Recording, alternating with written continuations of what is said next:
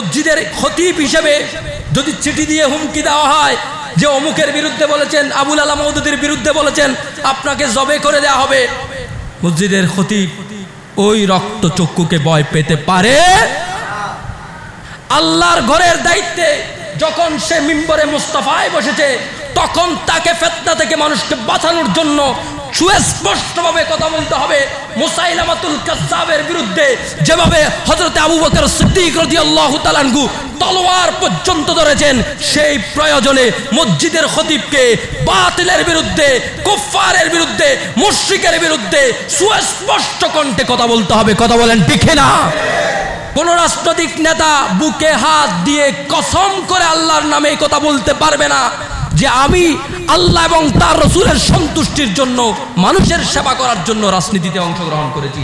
এমন কোন নেতা এই বাংলার জমিনে এই মুহূর্তে নেই। সে ইসলামী ব্যানার লাগুক, অন ইসলামিক লাগুক।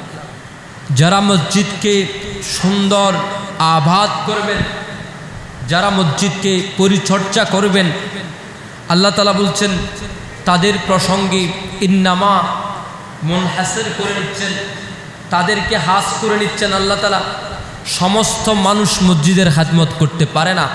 আল্লাহ বলছেন ইন্নামা, নিশ্চয় একটা নির্দিষ্ট দায়রার মানুষ, নির্দিষ্ট খাস মানুষ আল্লাহর ঘরের খাদমতগার হবে। উচ্চ আওয়াজ বলে সুবহানাল্লাহ।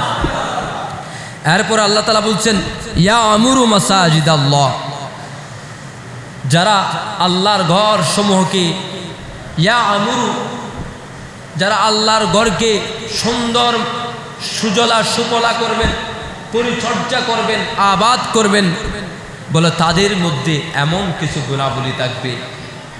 মান আমানা বিল্লাহ, তারা হবেন এরাই যারা আল্লাহর উপরে ঈমান এনেছে, ওয়াল ইয়াউমিল আখির, এবং কিয়ামত দিবসের উপরে ঈমান এনেছে, ওয়া আকামাস সালাত, নামাজ কায়েম করেছে, ওয়া আতাজ যাকাত, যাকাত আদায় করেছে, ওয়ালাম ইয়াখশা ইল্লাল্লাহ, আল্লাহ ছাড়া আর কোনো মানুষকে ভয় পায়নি, তারাই আল্লাহর ঘর মসজিদকে আবাদ করবে। উচ্চ আওয়াজে বলি সুবহানাল্লাহ। আল্লাহ তাআলা বলেন ফাআসা উলাইকা আন ইয়াকুনু মিনাল মুহতাদিন। সুতরাং ফাআসা, আসা শব্দটা ব্যবহার করা হয় আফআলে মুকারাবা হিসেবে, অতি সন্নিকটে, খুব কাছেই বোঝাতে, বলে অতি সন্নিকটে। উলাইকা আন ইয়াকুনু মিনাল মুহতাদিন, তারা হেদায়েত দানকারীদের কাতারে। মুহতাদিন, হেদায়েত দেনে ওয়ালে, ইয়ানি আল মাহদিয়িন, তারা মানুষকে হেদায়েত করবেন, নিজেও হেদায়েত প্রাপ্ত হবেন, এমন তালিকায় তাদের নাম আল্লাহ তাআলা অতি শীঘ্রই লিপিবদ্ধ করে দিবেন। উচ্চ আওয়াজে বলি সুবহানাল্লাহ। এই আয়াতকে যদি আমরা সামনে রাখি, তাহলে প্রথমে আমাদের জানতে হবে এই আয়াত আল্লাহ সুবহানাহু ওয়া তাআলা কেন নাজিল করেছেন, কোন প্রসঙ্গে নাজিল হয়েছে এই আয়াত। হযরতে সদরুল আফাজিল বদরুল আমাসিল নাঈমুদ্দিন মুরাদাবাদী রহমতুল্লাহ আলাইহি, তিনি তার তাফসীর খাজাইনুল ইরফান, এই তাফসীরের মধ্যে শানে নজুল, এই আয়াতের শানে নজুল কোট করেছেন। বদর যুদ্ধের ময়দানে আল্লাহর হাবিব হুজুর আকরাম সাল্লাল্লাহু আলাইহি ওয়াসাল্লামের বিরুদ্ধে যারা যুদ্ধ করতে এসেছিল, তাদের মধ্যে আবু জাহালও ছিল। তার নেতৃত্বে বড় যুদ্ধের ময়দানে 1000-এর সৈন্যবাহিনী এসেছে কুরাইশদের পক্ষ থেকে, মক্কাতুল মুকাররমা থেকে। যুদ্ধের ময়দানে বিপরীত পাশে মুসলমানদের সংখ্যা ছিল 313 জন মাত্র। 313 জন যুদ্ধের ময়দানে ঝাঁপিয়ে পড়লেন। আল্লাহ রাব্বুল আলামিন পবিত্র কোরআনুল কারীমে সেই কথা স্মরণ করিয়ে দিয়েছেন আল্লাহ রাসূল সাল্লাল্লাহু আলাইহি ওয়াসাল্লামকে। রাসূল করিম সাল্লাল্লাহু আলাইহি ওয়াসাল্লামকে বলেন আল্লাহ তাআলা, ইয়া রাসূলুল্লাহ, আপনি স্মরণ করুন সেই সময়ের কথা যখন বদর প্রান্তরে আল্লাহ তাআলা আপনাকে সাহায্য করেছেন। সেই কথা কোরআনের পরতে পরতে এসেছে। বদর যুদ্ধের ময়দানে সবচেয়ে আশ্চর্যের একটা ঘটনা ছিল, আল্লাহর হাবিব হুজুর আকরাম সাল্লাল্লাহু আলাইহি ওয়াসাল্লামের আপন চাচা হযরতে আব্বাস রাদিয়াল্লাহু তাআলা আনহু সেই যুদ্ধের ময়দানে আল্লাহর নবীর বিরুদ্ধে তলোয়ার হাতে কাফেরদের পক্ষে অংশগ্রহণ করেছেন। হযরতে আবু বকর সিদ্দিক রাদিয়াল্লাহু তাআলা আনহু আশ্চর্যান্বিত হয়ে গেলেন, তাকায় থাকলেন আব্বাস রাদিয়াল্লাহু তাআলা আনহুর দিকে। আব্বাস রাদিয়াল্লাহু তাআলা আনহুর চেহারার দিকে তাকায়, আরেকবার রাসূলুল্লাহর চেহারার দিকে তাকায়। হযরতে ফারুক আজম রাদিয়াল্লাহু তাআলা আনহু সেই অবস্থায় পড়ে গেল। হযরতে মাওলা আলী শেরে খুদা রাদিয়াল্লাহু তাআলা আনহু জবান খুলে ফেললেন। মাওলা আলী শেরে খুদা রাদিয়াল্লাহু তাআলা আনহু তার দিকে তাকালেন, বলে, আব্বাস, তুমি আল্লাহ রাসূলের চাচা যান, বড় সম্মানিত ব্যক্তি, আল্লাহর হাবিবের বিরুদ্ধে তুমি তলোয়ার নিয়ে বদর যুদ্ধের ময়দানে আজকে আগমন করেছো। এটার চেয়ে বড় লজ্জার কোনো বিষয় আমাদের জন্য আর হতে পারে না। আপন চাচা হয়ে যুদ্ধের ময়দানে তুমি তলোয়ার নিয়ে এসেছো বাতিজার বিরুদ্ধে, আকা মুহাম্মদুর রাসূলুল্লাহ সাল্লাল্লাহু আলাইহি ওয়াসাল্লামের বিরুদ্ধে। হযরত আব্বাস রাদিয়াল্লাহু তাআলা আনহুকে বৎসনা শুরু করলেন। সাহাবীরা একের পর এক তির্যক ভাষায় কথা বলতে শুরু করলেন। সাহাবীরা একের পর এক যখন বলতে শুরু করলো, তুমি কিভাবে পারলে, কোন চেহারায় পারলে আজকে বদরের প্রান্তরে উপস্থিত হওয়ার? যুদ্ধবন্দী যারা ছিল তন্মধ্যে তিনিও বন্দী হয়েছেন। আল্লাহর হাবিব হুজুর আকরাম সাল্লাল্লাহু আলাইহি ওয়াসাল্লামের চাচাজানকে যখন এভাবে সাহাবা একরাম মন্দ কথা বলতে শুরু করলেন, তখন আব্বাস জবান খুলে বললেন, তুমি আমাকে চিনো? কার বিরুদ্ধে তোমরা কথা বলছো? জানো কি আমি কে? তোমরা আমার বিরুদ্ধে অসংখ্য মন্দ কথা বলেছ, কিন্তু আমি যে একটা কাজ করেছি, আমার এমন সিফত রয়েছে, গুণাবলী রয়েছে, ওই কথাগুলো তুমি স্মরণ করছো না কেন? কেন আজকে আমাদের গুণাবলীগুলো আলোচনা করছো না? তখন হযরতে আব্বাস রাদিয়াল্লাহু তাআলা আনহু তখনও ইসলাম গ্রহণ করে নাই। মুশরিকদের পক্ষে, কাফেরদের পক্ষে যুদ্ধের ময়দানে উপস্থিত হয়েছেন। তখন হযরতে আব্বাস রাদিয়াল্লাহু তাআলা আনহু যেহেতু কাফেরদের পক্ষে, সেই হিসেবে তিনি বলছেন, তোমরা আমাকে মন্দ কথা বলছো, সাহাবীরা শুনো, আমারও তো একটা আলাদা পরিচয় আছে। আমি মক্কাতুল মুকাররমার সম্ভ্রান্ত বংশ থেকে এসেছি, আব্দুল মুত্তালিবের সন্তান আমি। আমার বাবার হাতে খানে কাবার চাবি রয়েছে, খানে কাবা আমাদের হাতে আবাদ হয়েছে। খানে কাবা এখনো পর্যন্ত আমাদের হাতে খানে কাবা পরিষ্কার পরিচ্ছন্ন হয়, খানে কাবার খেদমত আঞ্জাম হয়।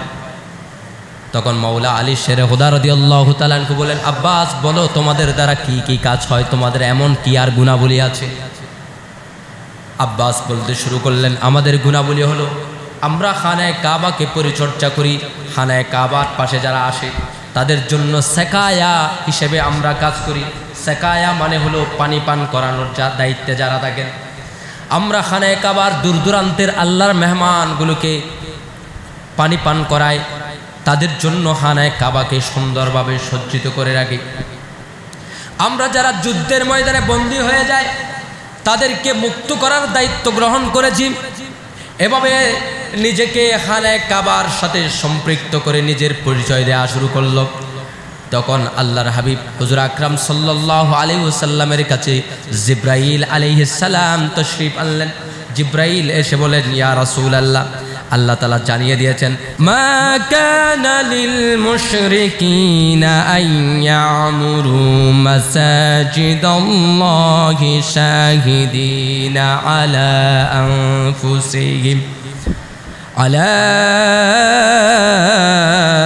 আনফুসিহিম বিল কুফর উলাইকা হাবিqat আ'মালুহুম وفي النار هم خالدون।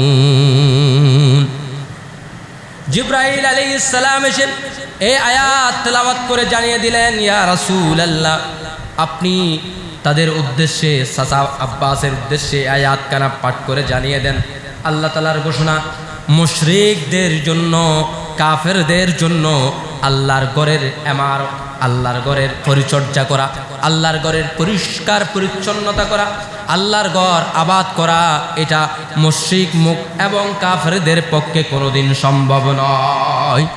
তাদের জন্য শোভা পায় না, তাদের জন্য কখনোই মর্যাদার হয় না। যারা আল্লাহর ঘরসমূহকে পরিষ্কার করবে এরা মুশরিক হবে, এরা কাফের হবে। এদের দ্বারা আল্লাহর ঘরের পরিষ্কার পরিচ্ছন্নতা, আল্লাহর ঘরের আবাদ, এটা কোনোদিন শোভা পায় না।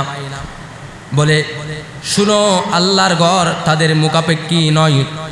আল্লাহ তাআলা জানিয়ে দিলেন যে সুস্পষ্টভাবে মুশরিকদের জন্য শোভা পায় না যে তারা আল্লাহর মসজিদ সমূহকে আবাদ করবে এবং এমত অবস্থায় নিজেরা নিজেদের কুফরির মধ্যেও থাকবে, নিজেরা নিজেদের কুফরির সাক্ষ্য হয়ে শাহিদিন আলা আনফুসিহিম বিল কুফর, তারা নিজেদের উপর এমত অবস্থায় শাহিদিন সাক্ষ্য নিজেদের কুফরির উপরে। আল্লাহ তাআলা জানিয়ে দিলেন তাদের যেই সমস্ত কার্যক্রম, পানি পান করানো, খানে কাবার মাতাফকে পরিষ্কার পরিচ্ছন্ন রাখা, এইভাবে যত কাজ করেছে, যত আমল করেছে, বলে তাদের সমস্ত আমল বরবাদ হয়ে গেছে কুফরির কারণে। আল্লাহ তাআলা তাদের পরিচয় দিয়ে দিচ্ছেন, ওয়াফিন নারি হুম খালিদুন, জাহান্নামের মধ্যে তারা চিরস্থায়ী বসবাসকারী হয়ে যাবে। উচ্চ আওয়াজে বলি নাউজুবিল্লাহ। হযরতে আব্বাস যখন কাফেরদের পক্ষে ওই বদর যুদ্ধের ময়দান থেকে যুদ্ধবন্ধ অবস্থায় এই কথাগুলো বলছেন, আমাকে চিনো, আমি তো খানায়ে কাবার পরিষ্কার পরিচ্ছন্নকারীদের একজন, আমি তো খানায়ে কাবার খেদমতগারদের একজন, আমি খানায়ে কাবার খাদেম। এভাবে যখন পরিচয় দিচ্ছেন, আল্লাহ তাআলা পরিচয় উল্টিয়ে দিলেন। আল্লাহ বলছেন, তোমার এই পরিচয় সম্মানের পরিচয় নয়, তোমার সাথে খানায়ে কাবার কোনো পরিচয় হতে পারে না।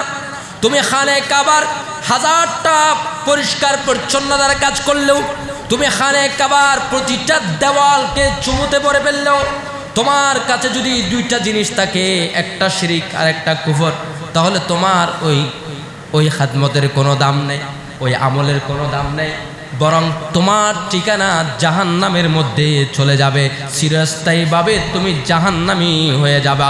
উচ্চ আওয়াজে বলি নাউজুবিল্লাহ। তো আল্লাহ তো খানায়ে কাবার দায়িত্ব কে গ্রহণ করবেন? আল্লাহর মসজিদের দায়িত্ব কে গ্রহণ করবেন? এখানে মুফাসসিরিন কেরাম বললেন যে খানায়ে কাবা মসজিদ কয়টা? একটা, কিন্তু আল্লাহ তাআলা শব্দ ব্যবহার করেছেন মাসাজিদা, বহু বচন, অনেক মসজিদ, মসজিদ সমূহ। মুফাসসিরিন কেরাম এই শব্দের ব্যাখ্যা করতে গিয়ে বলেন এখানে মসজিদ সমূহ দ্বারা একটা ঘটনা বোঝানো হয়েছে। আল্লাহ তাআলা একদিকে ইন্ডিকেট করেছেন, সেটা হচ্ছে পৃথিবীর সমস্ত মসজিদ খানায়ে কাবার ব্রাঞ্চ, খানায়ে কাবার শাখা। এজন্য সমস্ত মসজিদকে আল্লাহ একত্রিত করে মাসাজিদা বলেছেন, মসজিদে হারামকে বোঝানোর জন্য। উচ্চ আওয়াজে বলি সুবহানাল্লাহ। সব ব্রাঞ্চকে একত্রিত করে দিয়েছেন, এজন্য বলেছেন মাসাজিদা, মসজিদ সমূহ। হাদিসে মুবারকায় এসেছেন, কিয়ামতের ময়দান যখন কায়েম হবে, কুল্লু মান আলাইহা ফান, যা কিছু রয়েছে আসমান জমিনে, জমিনের উপর যা কিছু থাকবে সব কিছু ফানা হয়ে যাবে, ধ্বংস হয়ে যাবে। জিজ্ঞেস করা হলো খানায়ে কাবার কি অবস্থা হবে? বাইতুল্লাহ, এটা তো আল্লাহর ঘর, বাইতুল্লাহ, এই খানায়ে কাবার অবস্থাটা কি হবে? তখন জানিয়ে দেওয়া হলো যে খানায়ে কাবা বাইতুল্লাহর অবস্থা কি হবে শুনো।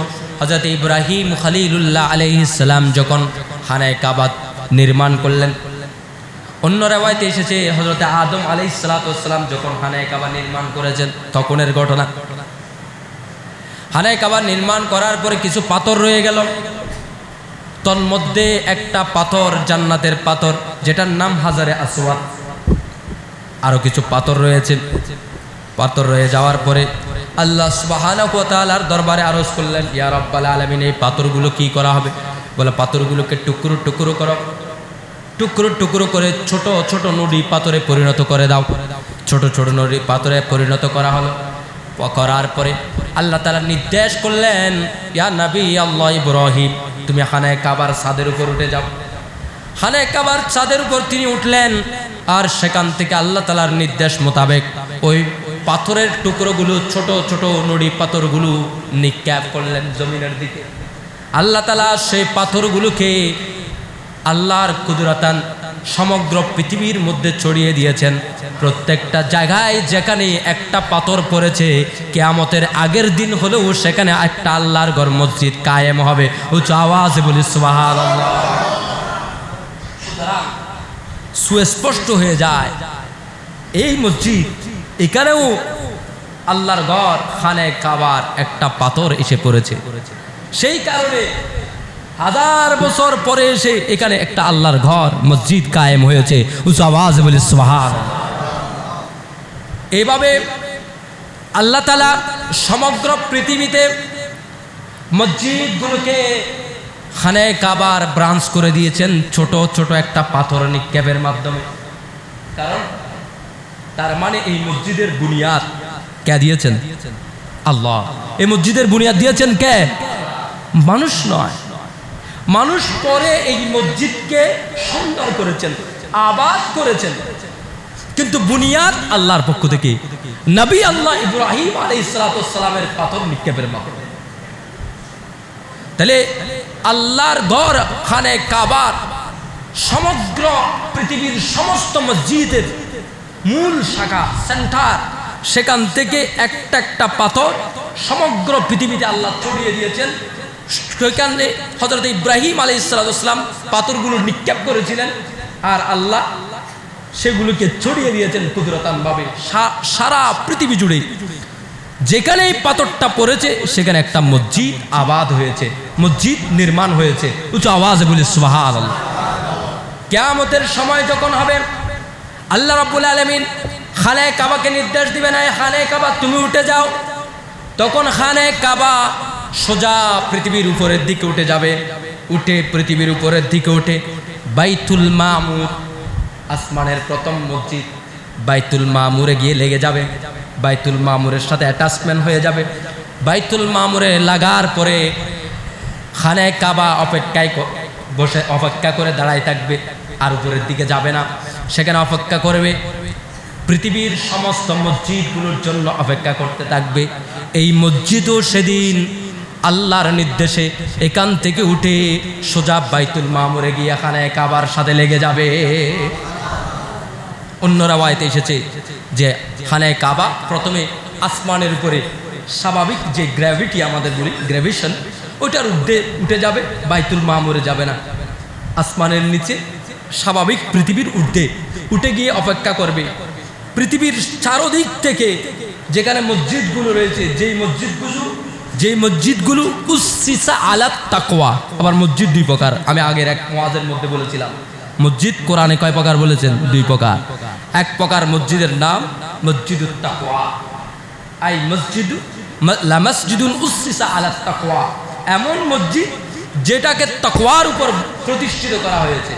আরেকটা হলো মসজিদে দিরার, এটাও কোরআনের কথা, মসজিদান দিরারান, এমন মসজিদ যেটা ষড়যন্ত্রের মসজিদ, যেই মসজিদ থেকে আল্লাহ রাসূলের বিরুদ্ধে কথা বলা হয়, যেই মসজিদ থেকে আল্লাহর বিরুদ্ধে কথা বলা হয়, যে মসজিদ থেকে কোরআনের বিরুদ্ধে কথা বলা হয়, যেই মসজিদ থেকে আউলিয়ায়ে কেরামের শানের বিরুদ্ধে কথা বলা হয়, যেই মসজিদ থেকে সাহাবায়ে কেরামের শানের বিরুদ্ধে বলা হয়, এই মসজিদকে মসজিদে দিরার বলা হয়। আর এই মসজিদে দিরারকে রাসূলুল্লাহ প্রমাণ করে দিয়েছেন, এই মসজিদে দিরারের দুনিয়ার জমিনে কোনো দাম নেই, আখিরাতেও কোনো দাম নেই। এই কারণে আল্লাহ রাসূল সাহাবীদেরকে ডাকে বলেন, এই আমার সাহাবীরা, মসজিদে দিরার বেঁধেছে মুনাফিকরা, সেই মসজিদকে তোমরা আগুন দিয়ে জ্বালিয়ে দাও। উচ্চ আওয়াজে বলি সুবহানাল্লাহ। ওই মসজিদের কোনো কদর নেই। মসজিদের তাকওয়াকে রক্ষা করার জন্য মসজিদে দিরারকে ব্যানিশ করে দিয়েছেন রাসূল। এই কারণে পৃথিবীতে 2 ধরনের মসজিদ থাকবে। আমি যেই মসজিদের কথা বলছি এটা মসজিদে তাকওয়া। মসজিদে দিরারগুলো তো এমনিই কোনো মসজিদ না, এগুলোর কোনো দাম আল্লাহর দরবারে নেই। মসজিদের তাকওয়াগুলো খানায়ে কাবা আসমানের নিচে গিয়ে অপেক্ষায় করবে, অপেক্ষা থাকবে কখন বাকি মসজিদগুলো আসবে। যত মসজিদে তাকওয়া রয়েছে সমস্ত মসজিদের তাকওয়াগুলো আসমানের দিকে উঠে গিয়ে ওই খানায়ে কাবার সাথে লেগে যাবে। খানায়ে কাবার সেগুলোকে একসাথে জোড়া দিয়ে তার সেন্ট্রালাইজ করে একসাথে সবগুলোকে জড়িয়ে নিয়ে বুকের মধ্যে নিয়ে সবগুলোকে নিয়ে সেই বাইতুল মামুরের মধ্যে চলে যাবে। এদিকে বাইতুল মামুর তার অপেক্ষায় ছিল। বাইতুল মামুর খানায়ে কাবা সহ সমস্ত মসজিদকে আলিঙ্গন করে খানায়ে কাবাকে সহ নিয়ে বাইতুল মামুর আল্লাহর আরশে আজিমের দিকে চলে যাবে। উঁচু আওয়াজে বলি সুবহানাল্লাহ। আরশে আজিমে গিয়ে এটা সংযুক্ত হয়ে যাবে। তার মানে মসজিদ এটা আরশুল্লাহ, মসজিদ দুনিয়ার জমিনে আল্লাহর পক্ষ থেকে আরশ নিয়ে এসেছেন। উঁচু আওয়াজে বলি সুবহানাল্লাহ।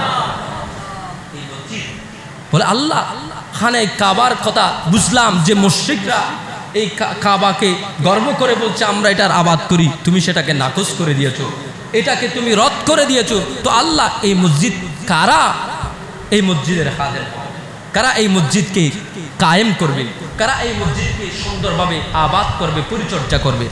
আল্লাহ তাআলা বলেন ইন্নামা ইয়া'মুরু মাসাজিদাল্লাহি মান আমানা বিল্লাহি ওয়াল ইয়াউমিল আখির। আল্লাহ রাব্বুল আলামিন বলেন মসজিদ পরিচর্যা করার যারা দায়িত্বে থাকবে, যারা মসজিদ আবাদ করার দায়িত্বে থাকবে, তাদের 1 নম্বর গুণ হবে তারা আল্লাহর উপর ঈমান আনবে, আল্লাহর উপর ঈমান রাখতে হবে। ওয়াল ইয়াউমিল আখিরা, আখিরাতের উপর ঈমান রাখতে হবে। তো বাকিগুলোর উপর কি ঈমান রাখতে হবে না? এখানে আল্লাহ সুবহানাহু ওয়া তাআলা প্রথম এবং শেষ দুইটার বর্ণনা করে বাকি সবগুলোকে এখানে অন্তর্ভুক্ত করে নিয়েছেন। আমরা যখন কোনো বিষয়ে পুরাটা বুঝাতে চাই, লম্বা বিষয়, তখন কি করি? প্রথম শব্দ ব্যবহার করি, তারপরে ডট ডট ডট ডট দিয়ে লাস্ট শব্দটা ব্যবহার করি। এটা হলো সমস্ত মুফাসসিরদের পদ্ধতি, মুহাদ্দিসদের পদ্ধতি, ওনারা এভাবেই ব্যবহার করছেন। তো এটা কোরআন থেকে শিক্ষা, এটা কোরআন থেকে শিক্ষা গ্রহণ করেছেন। কোরআন আল্লাহ তাআলা মান আমানা বিল্লাহ ওয়াল ইয়াউমিল আখির দ্বারা সমস্ত ঈমানকে এখানে অন্তর্ভুক্ত করে নিয়েছেন। অর্থাৎ আল্লাহর প্রতি ঈমান আনা, রাসূল আল্লাহর প্রতি ঈমান আনা, কিয়ামতের উপর ঈমান আনা, মুমিন হিসেবে কিতাবুল্লাহর উপর ঈমান আনা, ফেরেশতার উপর ঈমান আনা, জান্নাত জাহান্নামের উপর ঈমান আনা, সব কিছুর উপর যার ঈমান থাকবে সে মসজিদের খেদমতগার হতে পারবে। ঈমানদার ছাড়া কোনো মুনাফিক, কোনো কাফের, কোনো মুশরিক মসজিদের কোনো খাদেম হতে পারে।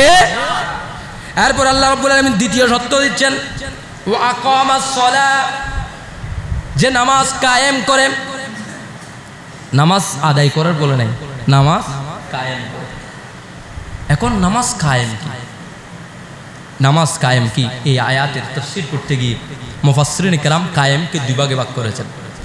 একটা হলো ব্যক্তিগত জীবনে কায়েম করা, আর একটা হলো সামাজিক জীবনে কায়েম, রাষ্ট্রীয় জীবনে কায়েম করা, পারিবারিক জীবনে কায়েম করা। নামাজ ব্যক্তি জীবনে কায়েমের অর্থ যখন হয় তখন হলো আরকানুস সালাত যেগুলো রয়েছে, ওয়াজিবাত যেগুলো রয়েছে, খুশু খুদুর সাথে যথাযথভাবে একেবারে স্থিরতার সাথে, মহব্বতে ইলাহির সাথে, মহব্বতে মুস্তাফার সাথে নামাজকে আদায় করা, এটাকেই কায়েম বলা হয়। উচ্চ আওয়াজে বলি সুবহানাল্লাহ। আর দ্বিতীয়, পরিবার, সমাজ, রাষ্ট্র জীবনে এটা কায়েমের অর্থ বুঝায় নামাজের জন্য দাওয়াত করা, সন্তানকে নামাজের দিকে নিয়ে আসা, পরিবার পরিজনকে নামাজের তালিম দেওয়া, নামাজকে সামাজিক জীবনে সবার মাঝে নামাজের প্রতি আগ্রহ তৈরি করা, নামাজ না পড়লে তাদেরকে নামাজ না পড়ার শাস্তি প্রসঙ্গে জানানো, দাওয়াতের কাজ করা, এভাবে সুন্দরভাবে নামাজ সবাইকে নিয়ে সম্মিলিতভাবে কায়েম করা, এটার নাম হলো পারিবারিক, রাষ্ট্রীয়, সামাজিক জীবনে নামাজ কায়েম করা। এরপর আল্লাহ তাআলা বলছেন তৃতীয় শর্ত হলো ওয়া আতাজ যাকাত, যে যাকাত আদায় করে, যাকাত প্রদান করে। আল্লাহ তাআলা 3টা শর্ত দিয়েছেন। 1 নম্বর ঈমান, 2 নম্বর নামাজ কায়েম, 3 নম্বর যাকাত প্রদান। 4 নম্বর এবার আল্লাহ তাআলা শর্ত দিচ্ছেন ওয়ালাম ইয়াখশা ইল্লাল্লাহ, আল্লাহ ছাড়া সে কাউকে ভয় করে না। আজকে এই কথাগুলো, এই আয়াতকে, এই অংশটা 4 নম্বর সত্যটা আমাদের কাছে আছে কিনা দেখেন। অধিকাংশ মসজিদ কমিটির এটা নেই। আলহামদুলিল্লাহ আমাদের মসজিদ কমিটির আছে, আমি বিশ্বাস করি। ওয়ালাম ইয়াখশা ইল্লাল্লাহ, আল্লাহ ছাড়া কাউকে ভয় না করা। এখন আমাদের মসজিদ কমিটিগুলো রাজনৈতিক নেতাকে ভয় করে। রাজনৈতিক নেতা এসে বলেন, হুজুর আমি 2 মিনিট বক্তব্য রাখবো। মসজিদ কমিটির কয়েকজন এসে বলে, হুজুর হুজুর বড় নেতা আসছে, একটু বক্তব্য দিতে দেন। বলেন নাউজুবিল্লাহ, আরেকটু বড় আওয়াজে বলেন নাউজুবিল্লাহ। রাজনৈতিক নেতাকে সে ভয় পেয়েছে। কারণ কি? সে মনে করছে এই মসজিদের মিম্বরে যদি ওই নেতাকে দাঁড়িয়ে কথা বলতে না দিই, সেই নেতা আমাদের বিরুদ্ধে অ্যাকশন গ্রহণ করবে। আল্লাহর ভয় থাকলে তাকে দাঁড়িয়ে কথা বলতে দেওয়ার কোনো সুযোগ আছে? কারণ রাজনৈতিক নেতা নিজেই জানে সে কোন কোন আদর্শ প্রতিষ্ঠা করার জন্য রাজনীতি করে। যদিও বলে অমুকের আদর্শ তমুকের আদর্শ প্রতিষ্ঠা করব, আসলে কোনো আদর্শই নেই। কোন রাজনৈতিক নেতা বুকে হাত দিয়ে কসম করে আল্লাহর নামে এই কথা বলতে পারবে না যে আমি আল্লাহ এবং তার রাসূলের সন্তুষ্টির জন্য, মানুষের সেবা করার জন্য রাজনীতিতে অংশগ্রহণ করেছি। এমন কোন নেতা এই বাংলার জমিনে এই মুহূর্তে নেই। সে ইসলামী ব্যানার লাগুক, অন ইসলামিক লাগুক, সবগুলোর এজেন্ডা একটাই, ক্ষমতায়ন, নিজের ক্ষমতা, পাওয়ার এমফাসাইজ করা। এর বাইরে তাদের কোনো কাজ নেই। তো আল্লাহর ঘরের যারা আবাদকারী হবে তারা এমন কোন রক্তচক্ষুকে ভয় পেতে পারে? কোন রক্তচক্ষুকে ভয় পাবে না যারা, তারাই আল্লাহর ঘরের দায়িত্বশীল হবে। এটা খতিব হোক, খাদেম, মানে এখানে কি নয়, মসজিদ কমিটি নয়, শুধু খতিব, ইমাম, মুয়াজ্জিন, খাদেম, মসজিদ কমিটি, মসজিদের সাথে সংশ্লিষ্ট সবাই, এমনকি যে মসজিদ দারুল সেও আল্লাহ ছাড়া কাউকে ভয় পাবে না। মসজিদের খতিব হিসেবে যদি চিঠি দিয়ে হুমকি দেওয়া হয় যে অমুকের বিরুদ্ধে বলেছেন, আবুল আলা মওদুদীর বিরুদ্ধে বলেছেন, আপনাকে জবে করে দেওয়া হবে, মসজিদের খতিব ওই রক্তচক্ষুকে ভয় পেতে পারে? আল্লাহর ঘরের দায়িত্বে যখন সে মিম্বরে মুস্তাফায় বসেছে, তখন তাকে ফিতনা থেকে মানুষকে বাঁচানোর জন্য সুস্পষ্টভাবে কথা বলতে হবে। মুসাইলামাতুল কাজ্জাবের বিরুদ্ধে যেভাবে হযরত আবু বকর সিদ্দিক রাদিয়াল্লাহু তাআলা আনহু তলোয়ার পর্যন্ত ধরেছেন, সেই প্রয়োজনে মসজিদের খতিবকে বাতিলের বিরুদ্ধে, কুফফারের বিরুদ্ধে, মুশরিকের বিরুদ্ধে সুস্পষ্ট কণ্ঠে কথা বলতে হবে। কথা বলেন ঠিক না? যারা বলতে পারে না তাদের কাছে লাম ইয়াখশা ইল্লাল্লাহ এই গুণাবলী আছে। যদি গুণাবলী থাকে ভয় পাও। কিসের ভয়? তোমার সর্বোচ্চ ক্ষমতা কি? একজন মানুষের সর্বোচ্চ ক্ষমতা কি? আমার ব্যাপারে আমি যদি এখানে বসে আবুল আলা মওদুদীর কুফরির কথাগুলো বলি, আমার বিরুদ্ধে একজন মানুষের অ্যাকশন নেওয়ার সর্বোচ্চ ক্ষমতা কি আছে? একটা গুলি করা, আমাকে হত্যা করা, এর বাইরে আর কোনো ক্ষমতা আছে? সর্বোচ্চ এটা, এর বাইরে তো আর কোনো ক্ষমতা নেই। হয়তো ওই রান করে দিতে পারবে আমার পরিবার পরিজন সবকিছুকে। আমি তো বলেছি যে এই পথে আমি এমনি আসিনি, মিম্বরে মুস্তাফায় আসার আগেই তো আমি আল্লাহর সাথে ওয়াদা করেছি, আল্লাহ তোমার হাবিবের জন্য আমার জান কোরবান করব, আল্লাহ তোমার জন্য আমার জান কোরবান করব, আল্লাহ তোমার জন্য আমার জান, মাল, আওলাদ, সন্তান সবকিছু কোরবান করব। এটা বলেই তো এই দায়িত্ব গ্রহণ করেছি। কথা বলেন ঠিক না? তো আবার কিসের ভয়? আমরা তো ইমামে হুসাইনের অনুসারী।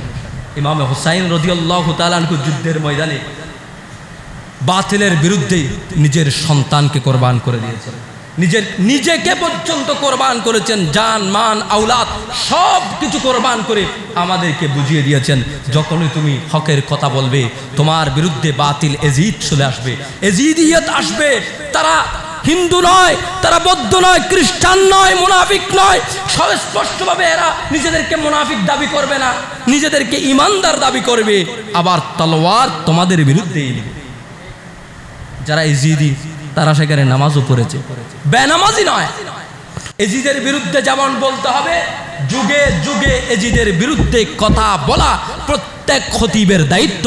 কারণ প্রত্যেক খতিবকে তার মুসল্লিদেরকে ফিতনা থেকে বাঁচানোর ফরজ ওয়াজিব দায়িত্ব নেয়। আজকে যারা রাসূলুল্লাহর শানে আঘাত করে যাচ্ছে, তাদের বিরুদ্ধে কথা বললে একদল এসে বলে, হুজুর আপনি মসজিদে রাজনীতি করছেন। আমি কি মসজিদে রাজনীতির কথা বলেছি? আমি কি আপনার ভোট নেওয়ার ব্যাপারে কথা বলেছি? আমাকে ভোট দেন, অমুককে ভোট দেন, তমুককে ভোট দেন বলেছি? আর যদি বলেন হুজুর রাজনীতির কথা মসজিদে বলা যাবে না, কে বলেছে তোমাকে? কোন আলেম তোমাকে বলেছে রাজনীতির কথা মসজিদে বলা যাবে না? রাজনীতির কথাও মসজিদে বলা হবে যদি সেই রাজনীতি আল্লাহর দ্বীন থেকে তোমাদেরকে দূরে সরিয়ে দেয়, তার বিরুদ্ধে তোমাদেরকে বলতে হবে। তোমার পরিবার নিয়ে ওয়াইফ স্ত্রীর সাথে তোমার আচরণ কি হবে এটা নিয়ে মসজিদে যদি বলা যায়, তো তোমার রাষ্ট্রের মূল কাঠামো। আমার আব্বাজান কাবলা রহমতুল্লাহ আলাই আমাদেরকে নসিহত করার সময় আমাকে একবার বললেন, আইন যদি ইমপ্লিমেশন করা হয়, সে আইন যদি বাস্তবায়নে চলে আসে, মসজিদের মিম্বর সেটা ঠেকাতে পারবে একটা রাষ্ট্রের চালিকা শক্তিকে। একটা রাষ্ট্রের চালিকা শক্তি রাজনীতি। আজকে সারা পৃথিবীর মুসলমান লাথি খাচ্ছে, কারণ কি? পলিটিক্যাল ওয়ার, সবগুলো পলিটিক্সের কারণে। রাজনীতি মুক্ত হয়ে আপনি বলছেন আমি রাজনীতি মুক্ত, মসজিদে আসলে তো মসজিদ থেকে বের হইলে কে বলেছে আপনি রাজনীতি মুক্ত? মসজিদের কারেন্টের লাইন এটাও তো রাজনীতির সাথে জড়িত। মসজিদে ফ্যান ঘুরছে এটাও রাজনীতির সাথে যুক্ত। কোনো কিছুকে রাজনীতি থেকে বাইরে রাখার সুযোগ নেই। সুতরাং আমাদের নতুন করে ভাবতে হবে, মুসলমানকে নতুন করে ভাবতে হবে। আল্লাহর ঘর এটা শুধুমাত্র আমরা ইবাদত করার এই জন্য নয়। লাম ইয়াখশা ইল্লাল্লাহ, এই কথা দ্বারা আল্লাহ তাআলা আমাদেরকে বুঝিয়ে দিয়েছেন তোমরা আল্লাহর দ্বীন বাস্তবায়নের জন্য দায়িত্ব গ্রহণ করবে, আল্লাহর দ্বীন বাস্তবায়নের জন্য সমস্ত কাজ করবে। আল্লাহ সুবহানাহু ওয়া তাআলা আমাদেরকে মসজিদের খিদমত করার তৌফিক দান করুক। এই আয়াতের প্রেক্ষিতে আরেকটি তাফসীরে এসেছে যে এখানে কি বলা হচ্ছে, বলে যে মসজিদের খিদমত করে যদি তার কাছে এই গুণাবলীগুলো না থাকে, আল্লাহ মহাব্বত করে ধীরে ধীরে তাকে এই গুণে গুণান্বিত করে দিবেন। উচ্চ আওয়াজে বলি সুবহানাল্লাহ। তোমার কাছে নেই কিন্তু মসজিদের খিদমতে চলে এসেছে, তখন আসা আল্লাহ তাআলা বলছেন অতি শীঘ্রই আইয়াকুনু মিনাল মুহতাদিন, যে আল্লাহ সুবহানাহু ওয়া তাআলা বলছেন অতি শীঘ্রই তোমাকে আল্লাহ তাআলা ওই গুণাবলী যেটা তোমার মধ্যে নেই, আসা উলাইকা আইয়াকুনু মিনাল মুহতাদিন, বলে আল্লাহ তাআলা এই গুণাবলীতে গুণান্বিত করে দিবেন। আল্লাহ সুবহানাহু ওয়া তাআলা আমাদেরকে হেদায়েত প্রাপ্তদের তালিকায় নাম লিপিবদ্ধ করার তৌফিক দান করুক।